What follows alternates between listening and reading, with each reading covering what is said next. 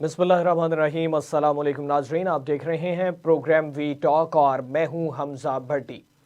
नाज़रीन, यहाँ पे आपको बताएं कि पेशावर हाई कोर्ट ने जो है वो मखसूस नशिस्तों के हवाले से सुन्नी इत्तेहाद काउंसिल ने जो वहाँ पे दरख्वास्त दायर की थी, उस हवाले से उन्होंने अरकान को हल्फ उठाने से रोक दिया है। एक ये अहम पेशरफ सामने आई है, और दूसरा इसमें यह कि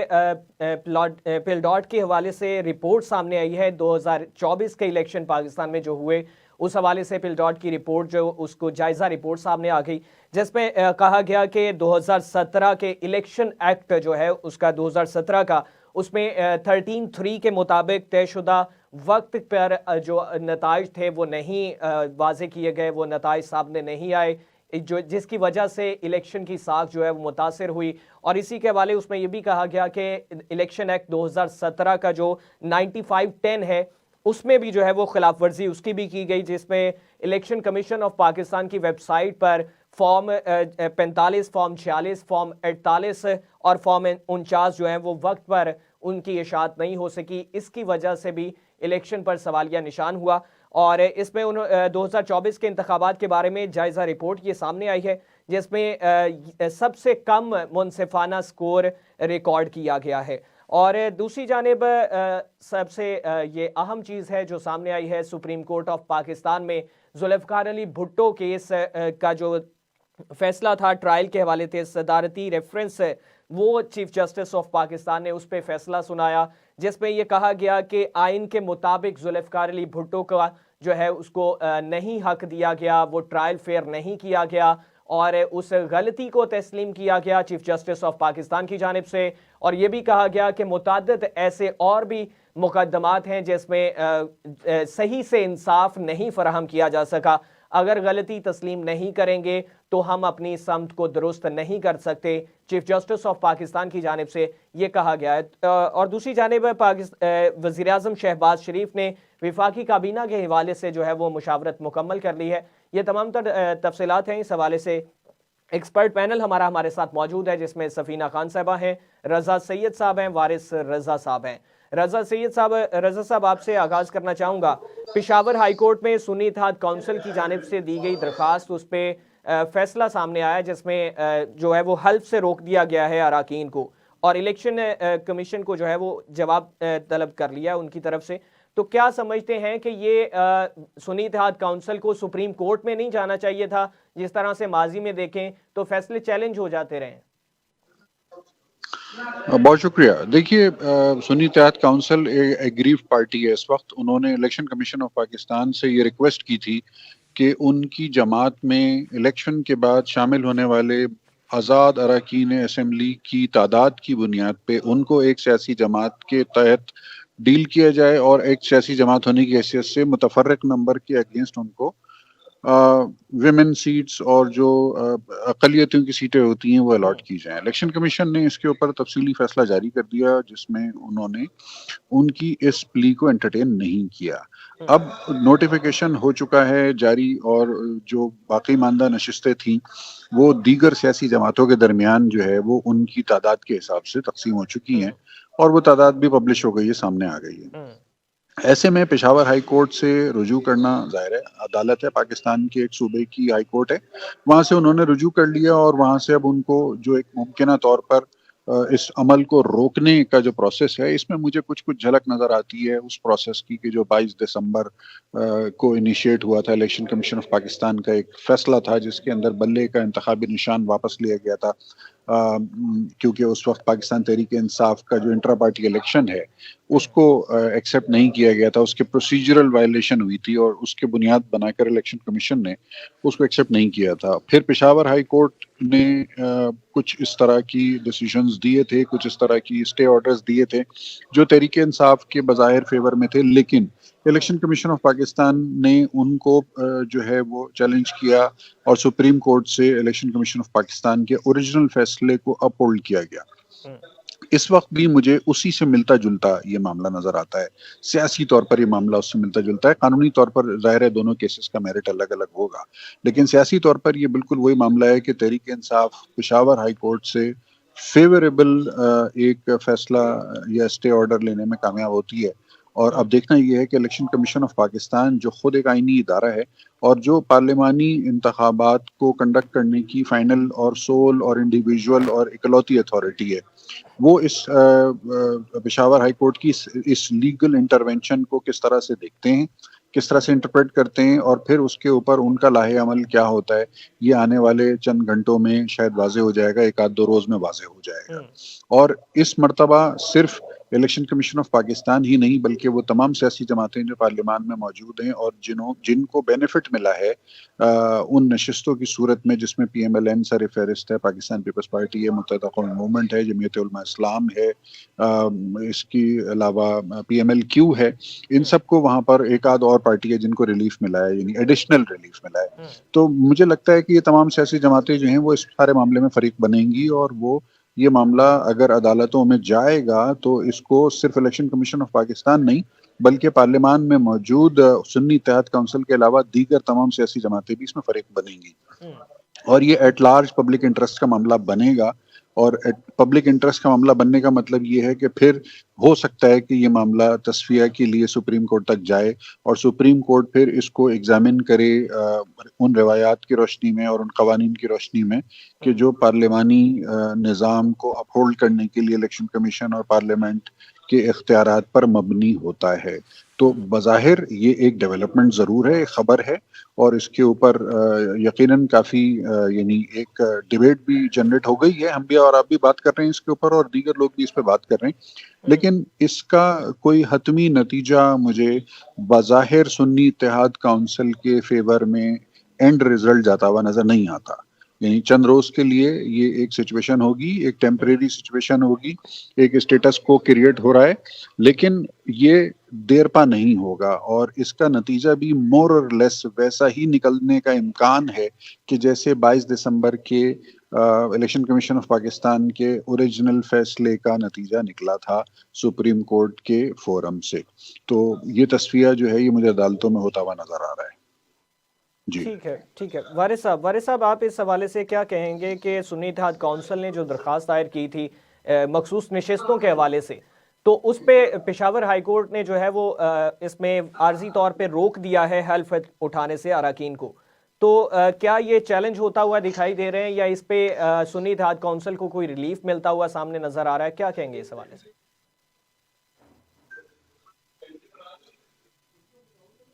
मुझे तो इसमें सुप्रीम कोर्ट की जानिब से जो आखिर में ये हतमी तौर से जब जाएगा तो मुझे जो है पेशावर हाई कोर्ट के कुछ जजेस पर चार्जेस सुप्रीम कोर्ट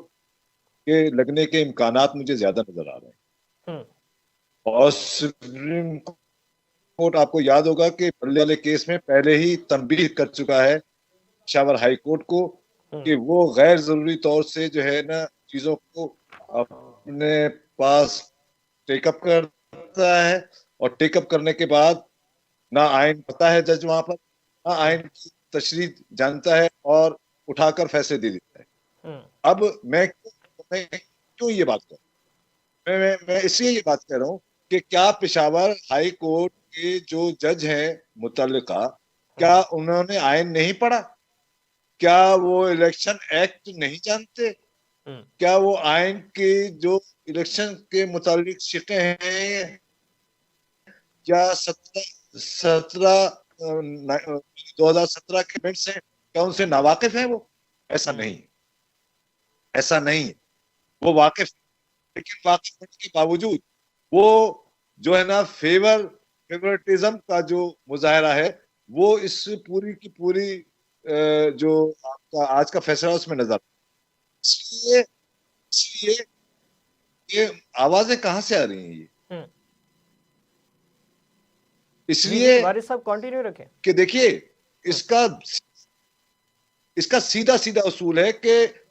सुन्नी इत्तेहाद काउंसिल पार्लियामानी पार्टी जो है वो नहीं है और पार्लियामानी पार्टी इसलिए नहीं है कि किसी सूबे में सुन्नी इत्तेहाद काउंसिल के नाम से कोई इलेक्शन नहीं लड़ा है। जब सुन्नी इत्तेहाद काउंसिल के नाम से कोई इलेक्शन ही नहीं लड़ा है वो पार्लियामानी पार्टी ही नहीं है। ये बार बार एक बात का वो देते हैं, बल्कि हवाला कि 2018 में बाप पार्टी को आपने तस्लीम किया था, देते ना ये पीटीआई वाले हवाला। बात ये कि बाप पार्टी पार्लियामानी पार्टी थी, उसके पार्लियामानी मेंबर थे बलूचिस्तान असेंबली में और कौमी असेंबली में भी थे, इसलिए उनको सीटें दी गई थी। आप तो पार्लियामानी पार्टी ही नहीं है, यानी आप अंदाजा कीजिए कि वो हामिद रजा साहब खुद भी चेयरमैन होते हुए अपनी पार्टी के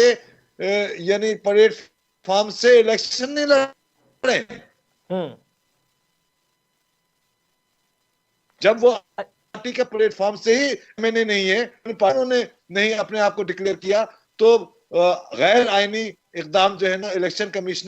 कमीशन क्यों करे, और गैर आईनी इकदाम से आप इलेक्शन कमिश्नर को क्यों मजबूर कर रहे हैं? यानी आप देखिए कि मुत्तफिका फैसला है। भरवाना साहब का इख्तिलाफ इस बात पर नहीं है कि उनको जो है ना सीटें ना दी जाए, भरवाना साहब का इख्तिलाफ इस बात पर है कि ये सीटें दीगर पार्टियों को ना दी जाए,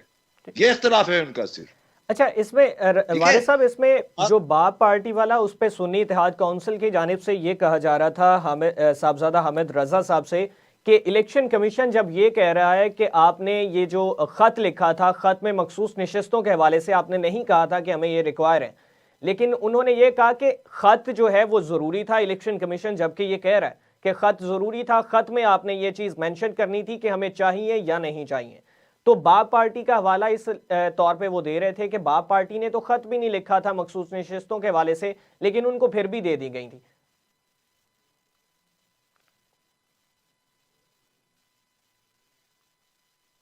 नहीं हमजा, आप बिल्कुल ठीक कह रहे हैं। बात ये है ना, मैं तो यही तो आपसे अर्ज कर रहा हूं कि ना आपने लेटर में लिखा, ना आप पार्लियामानी पार्टी है,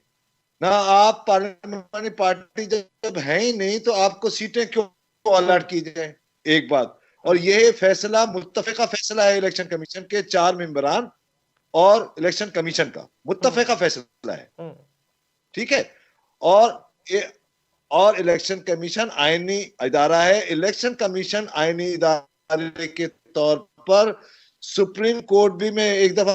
पहले भी ये बात कह चुका हूं, सुप्रीम कोर्ट भी इलेक्शन के फैसले के और उसके आईनी इख्तियार में दखल अंदाजी नहीं कर सकती। सुप्रीम कोर्ट खुद कह भी चुकी है ये बात कि हम वो आईनी इदारा है, हम उसको मजबूर नहीं कर सकते। तो लिहाजा ये जो पेशावर हाई कोर्ट में ये जो एक खेल खेला जा रहा है पीटीआई की तरफ से, बल्कि आलमी कुव्वतों की तरफ से जो एक बफर स्टेट बनाने की जो साजिशें खैबर पख्तूनख्वा को की जा रही हैं, यानी तहरीक इंसाफ से मिलकर इस खतरनाक खेल से अवाम को आगाह होना चाहिए और आगाह किया जाना चाहिए कि ये कौन सा आपने तरीका इख्तियार किया कि 3 सूबों की जो है ना हाई कोर्ट जो है ना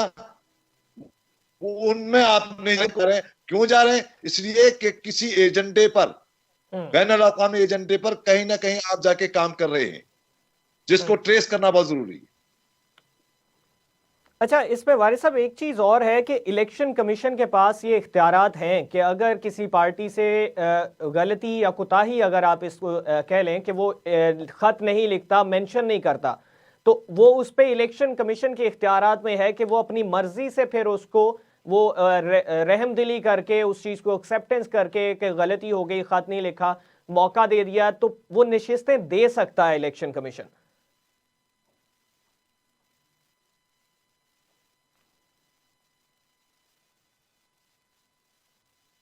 वारिस साहब, आप मुझे सुन पा रहे हैं? मुझसे पूछा आपने? जी मैंने कहा मुझसे पूछा ना आप? जी आप ही से मैं ये अर्ज कर रहा हूं कि देखिए, कानून में ये जो हमारे एक तरीका कार इख्तियार किया गया है, और खासतौर से पीटीआई ने इस कदर सियासी और कल्चर को इतना गलीज कर दिया है कि कानून में आप रहम की अपील मांगते। कानून भाई कानून होता है, कानून में रहम नहीं होता। कानून बहुत बेरहम होता है, कानून अपने मुताबिक चल रहा होता है। ये कौन सा तरीका आपने इख्तियार किया कि जनाब वो इलेक्शन कमीशन दे सकता है अगर देना चाहे, और अगर अपने पावर इस्तेमाल करना चाहे, भाई वो क्यों पावर इस्तेमाल करे गैर आईनी तौर से, क्यों इस्तेमाल करे? आप क्यों चाहते हैं, और आप ये क्यों चाहते हैं कि आपकी ख्वाहिशात पर कानून जो है ना, या अदालतें चले या जजेस चले, जैसे कि पेशावर हाई कोर्ट के जजेस आपकी हुक्म पर या आपकी ख्वाहिश पर चल रहे हैं, लाहौर हाई कोर्ट आपकी ख्वाहिश पर चलकर जो है ना आइन की 61-62 ठीक है वारिस को साहब, तहरीर कर दिया। ठीक है वारिस साहब। अच्छा रजा साहब आप इस हवाले से क्या कहेंगे कि जो आइन के मुताबिक अगर कोई पार्टी जो है वो इस तरह से उससे खत में ताखीर हो जाती है या वो नहीं कोताही कर जाती है, तो इलेक्शन कमीशन के पास रिलीफ या थोड़ी सी लचक का यहाँ पे ऑप्शन है कि वो अपनी मर्जी से उसको दे सकता है नशिस्तें मखसूस। तो इसमें इलेक्शन कमीशन भी जो है वो भी सुन्नी इत्तेहाद काउंसिल के सामने खड़ा दिखाई दे रहा है। नहीं, इसको मैं इस तरह से नहीं देखता। देखिए, पाकिस्तान को बने हुए 75 साल हो चुके हैं और पाकिस्तान के अंदर जो कवानीन हैं और पाकिस्तान में जो आइन है वो 1973 में बना था, उसको भी 51 साल हो गए। और जो कानून पाकिस्तान में प्रैक्टिस हो रहा है वो अंग्रेज के जमाने का है, कुछ आइन बनने के बाद की शिकें हैं उसके अंदर। इलेक्शन कमीशन ऑफ पाकिस्तान जिन कवानीन पर अमल दरामद कर रहा है उन कवानीन की पासदारी अगर कोई जमात नहीं कर पाती तो उसके बाद वो इस बुनियाद पर इलेक्शन कमीशन से फेवर मांगे कि जी हम मारूफ हैं, हम मशहूर हैं, या हमारा लीडर जो है वो क्रिकेट का वर्ल्ड कप जीत के लेके आया था, तो ये कानून में ना थोड़ा सा ये गुंजाइश नहीं होती। कानून जो है वो कहते हैं कानून अंधा होता है, तो अंधा कानून का मतलब है कानून किसी की शक्ल देख के फैसला नहीं करता, कानून किसी की का नाम सुन के फैसला नहीं करता। कानून जो है वो लेट डाउन प्रोसीजर पर अमल दरामद करने का नाम है। तो जो लेट डाउन प्रोसीजर है वो ये है कि कागजात नामजदगी जिस वक्त जमा किए जा रहे होते हैं तमाम सियासी जमातों और इलेक्शन लड़ने वाले उम्मीदवारों के, तो उस वक्त फहरिस्त जमा करती है हर सियासी जमात, रिजर्व नशिस्तों की नामों की फहरिस्त होती है बाकायदा, उसमें रिजर्व सीटों पे खवातीन के नाम भी होते हैं और जो यानी जो अकलियतियों वाली सीटें हैं उनके नाम भी फहरिस्त चली जाती है और वो हतमी फहरिस्त होती है। उस फहरिस्त के ऊपर मजीद कोई अमेंडमेंट, मॉडिफिकेशन, चेंज नहीं होता। अब यहाँ पे क्योंकि एक मुनफरिद नौयत की सूरत हाल पेश आई कि एक सियासी जमात डिस्क्वालीफाई हो गई है ना, टेक्निकली डिस्क्वालीफाई हो गई। अब उस सियासी जमात के जो हामी लोग थे वो आजाद उम्मीदवार बन के आ गए, यानी उन्होंने अपना कोई शॉर्टकट लगाया, उन्होंने अपना कोई अल्टरनेट रास्ता निकाला। तो जो अल्टरनेट रास्ता उन्होंने निकाला उस अल्टरनेट रास्ते को फुलफिल करने के लिए सारी की सारे कवानीन और सारे के सारे इदारे जो हैं वो दीदा दिल फर्शेरा नहीं हो सकते। इस बात को समझने की जरूरत है। मतलब ये तो अनोखा लाडला खेलन को मांगे चांद वाली बात है ना, कि क्योंकि अनोखा लाडला है तो वो तो खेलने के लिए चांद भी मांग लेगा। तो देखना ये है कि क्या आप उसको चांद दे सकते हैं लाके, नहीं दे सकते। अब यहाँ इन लोगों के साथ मसला ये है, मसला ही कहूंगा मैं इसको, कि ये लोग एक अरसे तक लाडले रहे हैं। इनकी हर ख्वाहिश, इनकी हर जरूरत, इनकी हर रिक्वायरमेंट जो है उसको पूरा करने के लिए मैं नहीं लेना चाहता जबान से कोई ऐसा नाम किसी इदारे का या फर्द का कि जो काबिल एतराज हो जाए, लेकिन ये कि इनको माजी में फैसिलिटेशन हर फोरम से मिली है। तो उसकी वजह से इन लोगों को आदत हो गई है इस बात की कि ठीक है जी हमारी ये रिक्वायरमेंट है, इसको पूरा करके दें या हमें पूरा करवा के दिलवाएं। वो नहीं है माहौल इस वक्त। जब वो माहौल नहीं है तो भाई फिर आइन और कानून के हिसाब से फैसला होगा और आइन और कानून के मुताबिक फैसला होना चाहिए और वही होगा। यहाँ पे एक शॉर्ट ब्रेक लेते हैं, ब्रेक के बाद वापस आते हैं। तो पिलडॉट की तरफ से एक रिपोर्ट सामने आई, जायजा रिपोर्ट इलेक्शन 2024 के हवाले से, उस हवाले से डिस्कस करेंगे और जुल्फ़िकार अली भुट्टो ट्रायल केस का जो फैसला सामने आया उस हवाले से डिटेल जो है वो भी आपके सामने रखेंगे। हमारे साथ ही रहिएगा। वेलकम बैक नाजरीन। प्रोग्राम के इस हिस्से में बात करेंगे पिलडॉट की एक रिपोर्ट सामने आई है, जायजा रिपोर्ट इलेक्शन 2024 जो पाकिस्तान में हुए उस हवाले से। और इस रिपोर्ट के मुताबिक ये कहा गया कि कम मुनसिफाना स्कोर रिकॉर्ड किया गया 2024 के इलेक्शन में और इलेक्शन एक्ट 2017-13 में तयशुदा वक्त जो है उससे ज़्यादा आर्जी नताइज वो ऐलान करते हुए उसमें ताख़ीर हुई, और जिसकी वजह से इलेक्शन की साख जो है वो मुतासर हुई, उसमें सवालिया निशान आया। और इसी के साथ उसमें एक और चीज़ एडअप की गई कि इलेक्शन कमीशन ऑफ पाकिस्तान की वेबसाइट पर फॉर्म 45, फॉर्म 46, फॉर्म 48 और फॉर्म 49 जो है इसकी इशाअत में ताख़ीर हुई, और इसमें इलेक्शन एक्ट 2017 के सेक्शन 95(10) की खिलाफ वर्जी जो है वो सामने आई। ये इलेक्शन पिलडॉट की तरफ से जो है वो रिपोर्ट सामने आई है जिसमें ये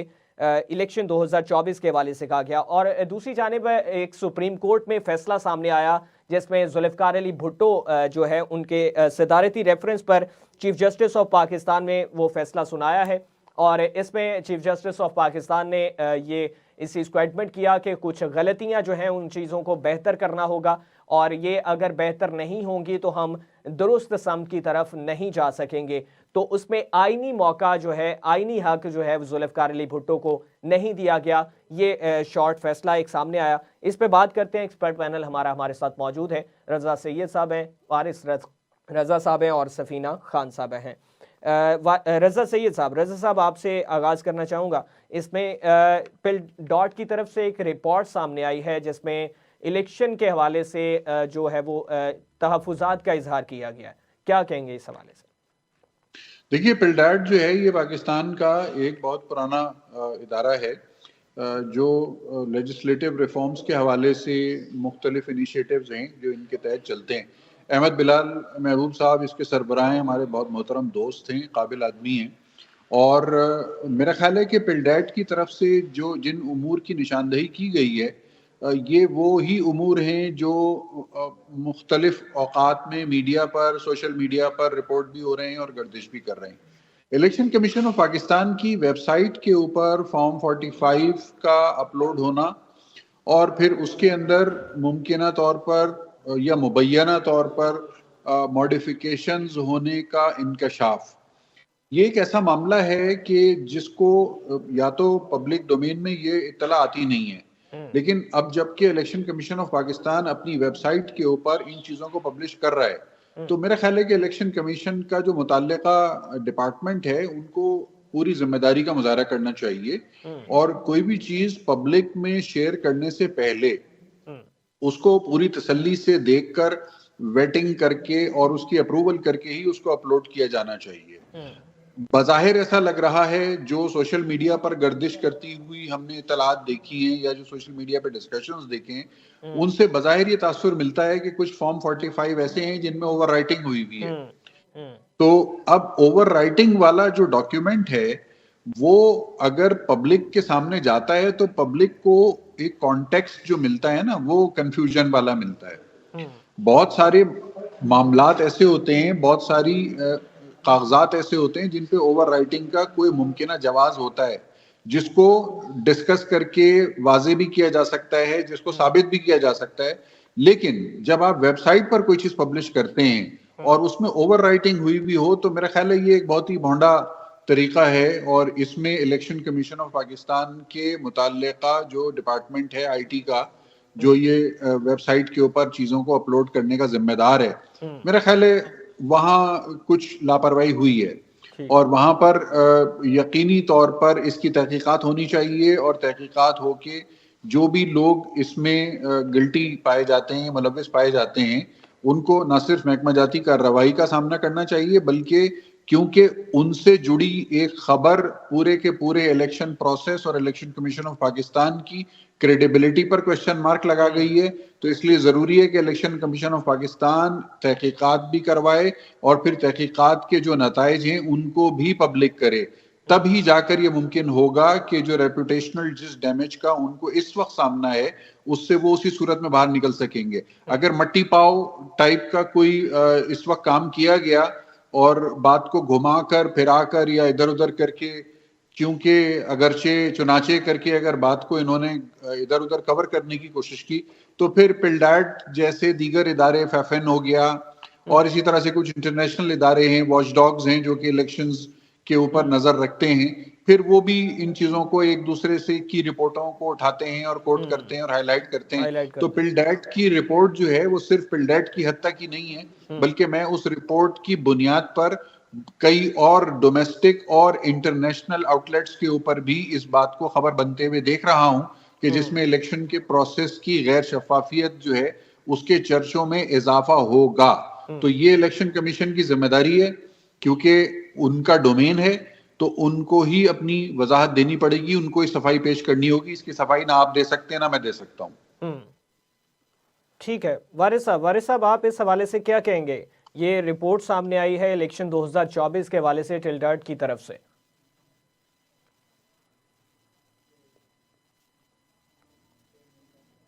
वारिस साहब आप मुझे सुन पा रहे हैं? जी अच्छा वारिस साहब, ये जी। जायजा रिपोर्ट सामने आई है टिल्डर्ट की तरफ से, जिसमें जो है वो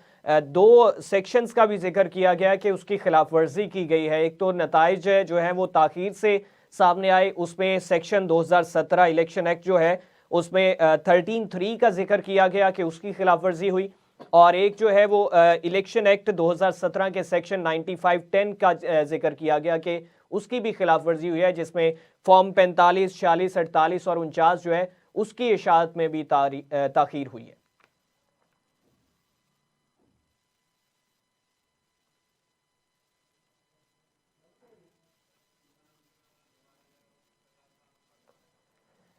देखिए, ये मेरे ख्याल में ये नेट का कोई इशू हो रहा है शायद। मेरी आवाज आ रही है? जी वारिस साहब आ रही है आवाज जी। अच्छा, मैं ये कह रहा हूँ कि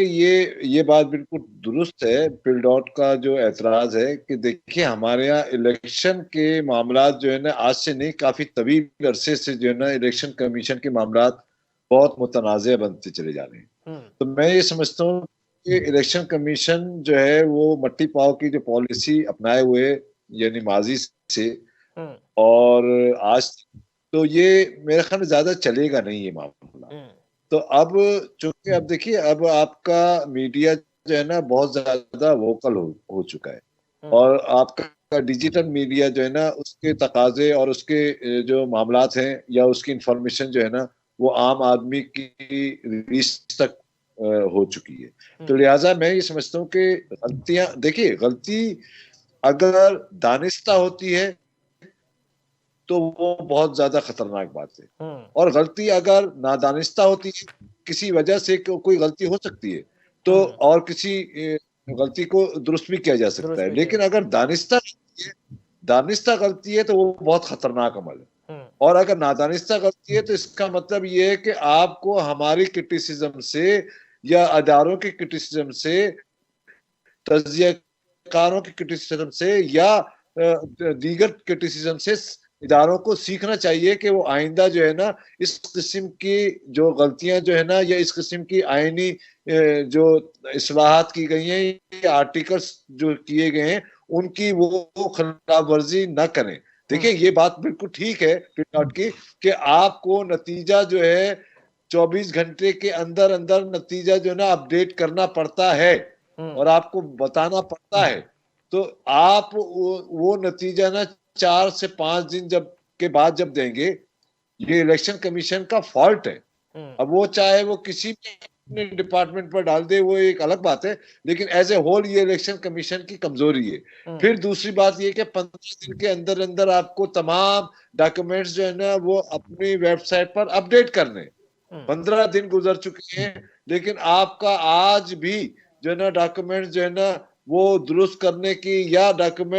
डॉक्यूमेंट को आवेजा करने की या साइट पर रखने का प्रोसेस ही कंप्लीट नहीं हुआ है। तो ये एक ना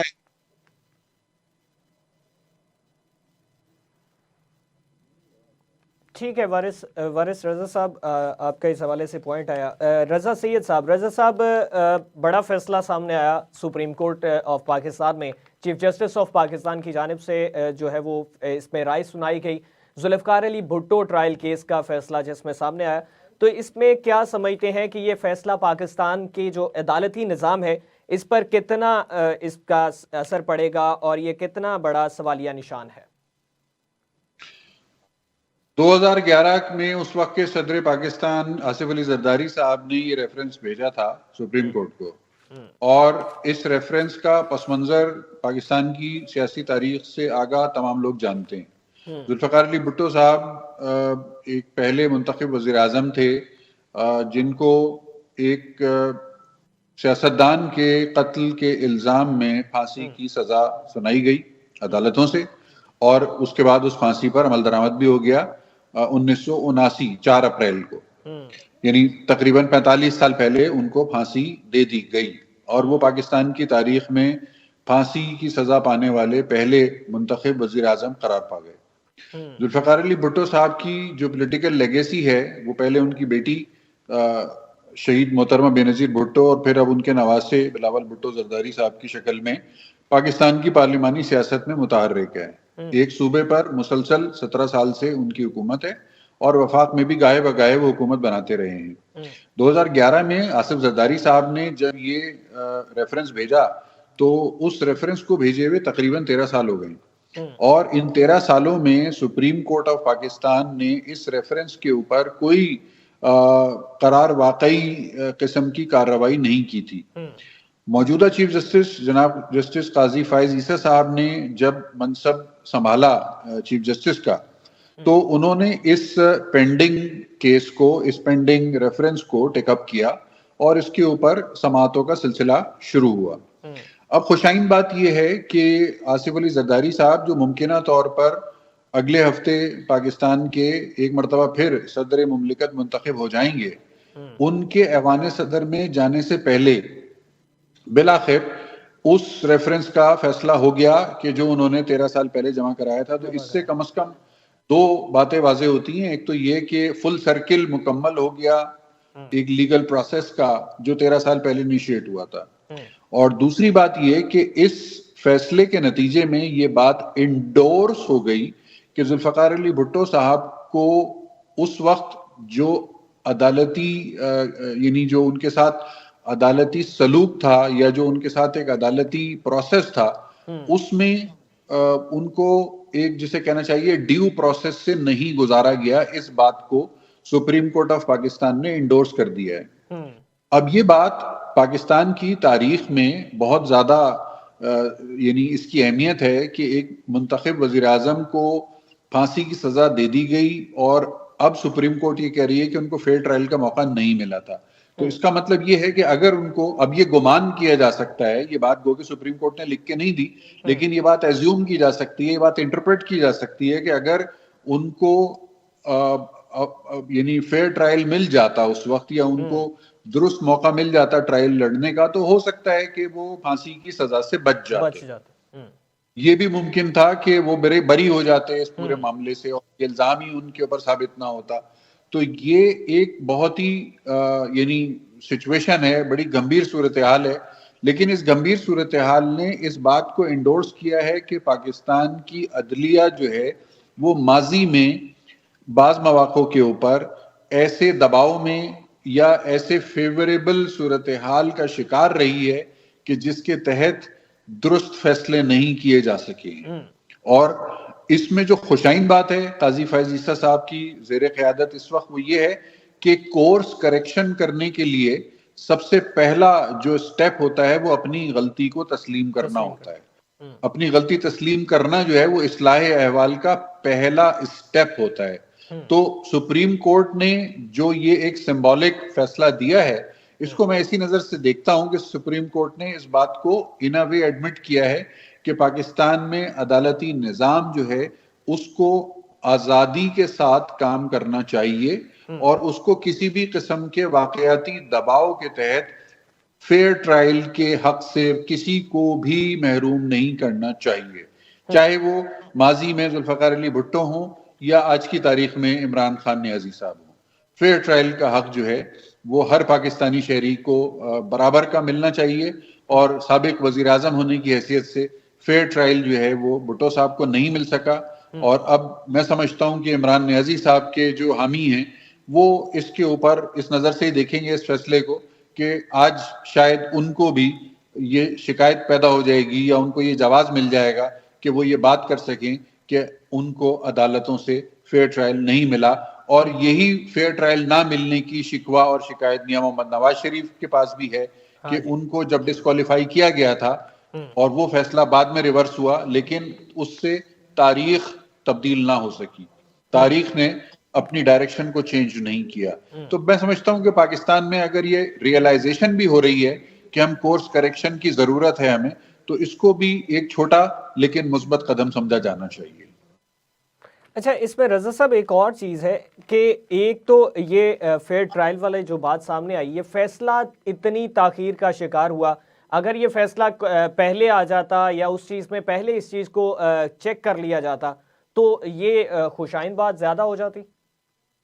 नहीं, आपकी बात बिल्कुल ठीक है, फैसला तो जल्दी आना चाहिए था। 13 साल लग गए सदारती रेफरेंस को एक्सपीडाइट होने में। ये बताते खुद एक सवालिया निशान है पूरे प्रोसेस के ऊपर कि 13 साल क्यों लगे, 12 साल तक क्यों उस सदारती रेफरेंस के ऊपर कोई पेशरफ ना हो सकी, सुप्रीम कोर्ट की तरजीहात में वो चीज ऊपर क्यों नहीं आ सकी। इस सवाल का जवाब भी पाकिस्तान के अवाम को चाहिए, और ये सवाल का जवाब जो है वो मेरा ख्याल है कि तारीख ही आपको देगी, क्योंकि कोई इंडिविजुअल जो है वो रिटायरमेंट पे रिटायर हो गए जो लोग घर चले गए वो तो बयान नहीं देंगे इसके ऊपर, ना ही कोई सहाफी उनसे जाके पूछेगा कि फलां माजी के चीफ जस्टिस साहब आपके पास ये रेफरेंस इतने साल पेंडिंग रहा, आपने इसके ऊपर क्या कार्रवाई की और क्यों नहीं की। मेरा ख्याल है अभी हमारे यहाँ मीडिया ने इतनी तरक्की नहीं की कि वो मनसब जलीला पर फायज रिटायर्ड लोगों से जाकर उनके घरों पे सवालात पूछ सकें। नहीं रजा साहब, इसमें उन माजी के जो जजेस हैं उनकी तलबी हो सकती है, जवाब तलबी उनसे हो सकती है कि इस हवाले से ये ट्रायल के